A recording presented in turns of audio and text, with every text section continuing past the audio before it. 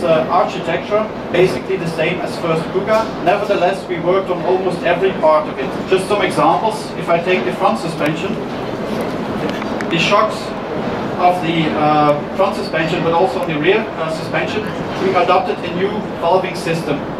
We call it tune valving system, which offers bigger tuning possibilities, which allow to get a difficult trade-off for such a higher center of gravity vehicle between steering handling one side and ride on the other side better. So we could make a progress into ride with this valving system. Another example in the shock would be we have pressure tubes in there. The wall of those pressure tubes, the thickness has been increased with 50%, which reduces the pulsations of the oil flowing through the shock absorber, which improves MVH. So another aspects we could improve. A third one is the lower control arm, which is this triangular or L-shaped part at the bottom of the suspension. It's a very important part for our tuning. So basically, it's not the L shape itself, but the two rubber bushes which connect the L arm to the structure, they have been redesigned. For example, we used a double bonded instead of a single bonded at the front bush, which are small differences, but they allowed us to increase once again this difficult trade-off between steering, handling and ride. And last example of this attention to detail is here within the top mount. The bearing which is in there, which allows the rotation of the wheel, the friction of that bearing has been reduced. It's already a low friction, but you even reduce it further. So this very clean steering feel which we want to give to our vehicles, that's one contributor once again. So the subframes, which are the large at the front, dark blue elements at the bottom where all these suspension components are attached to, they have been made lighter, which is obviously very good for the whole vehicle, but especially for us they have been made stiffer. So the total and also local stiffnesses have been increased up to 20%, which is beneficial. It once again precise steering feel, for example, also improves handling. The whole suspension in its total, we have reduced compliances, once again helping out this steering feel. Anti-roll bar at the rear, we completely changed the routing of that anti-roll bar. It really looks like the, let's say, the theoretical U-shape of an anti-roll bar. So the efficiency of that element has been increased. So all of these basic bits together make that, let's say, our Kuga starts from a better base than the first generation. We added some smart technologies. The steering system is an EPAS system, so an electronically assisted steering system, which offers many possibilities. Let me give two examples.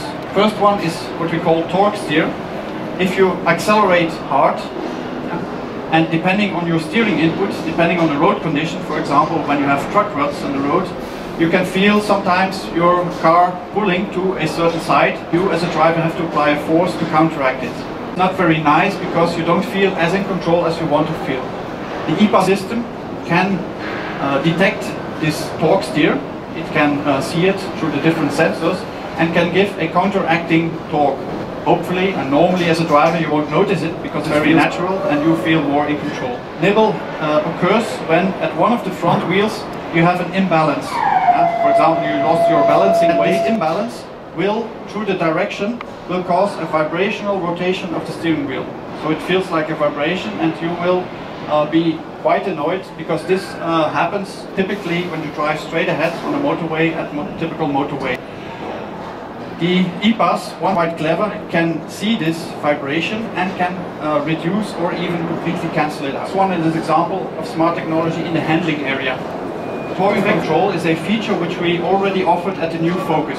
So torque vectoring control can stimulate the functionality of a limited slip differential by braking. So what happens typically is you're in a corner, when you accelerate, the inner front wheel is typically a bit lighter than the outer wheel and will turn a little bit faster. It will spin a little bit more. This has some negative effects, so you can't accelerate as much as you want. You can't turn as closely as you want. You're going to go a little bit outwards. So what the system can do is brake slightly this inside wheel and create a kind of a torque vectoring force. That was in Focus, in the new Focus.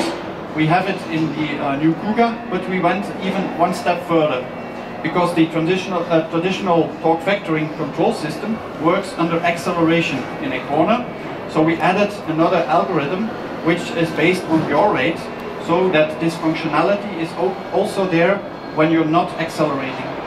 So when you're driving at constant speed, or for example even at throttle off. So the effect would be that when you approach the limit in a corner, the car would feel very linear right up to that limit.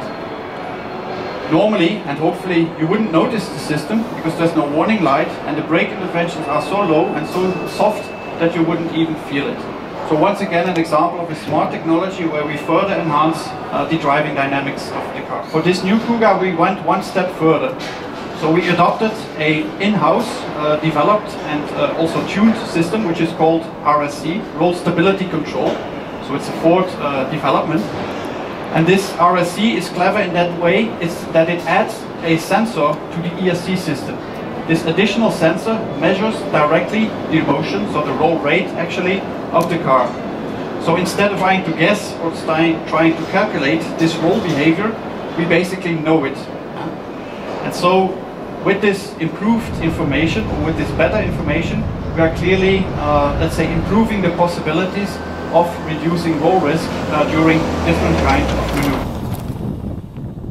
So curve control will intervene in the condition where you enter a curve at a way too high speed. So it's different than just the turn in, but if you have really overestimated yourself, or you didn't see the curve too well and you're way too fast, basically it's only one thing that can help you, is really read of the car. So this system will detect this kind of overspeed and will do a braking on 3 or up to 4 wheels and significantly reduce the speed of the vehicle. This is a feature in addition to the standard understeer controls of the car. And just to give you an example, where you have understeer control and a standard ESC system where it's one feature, we have in total 5 features. So 2 out of the torque vectoring control I told you, the curve control, and then the 2 standard ones we have in understeer control.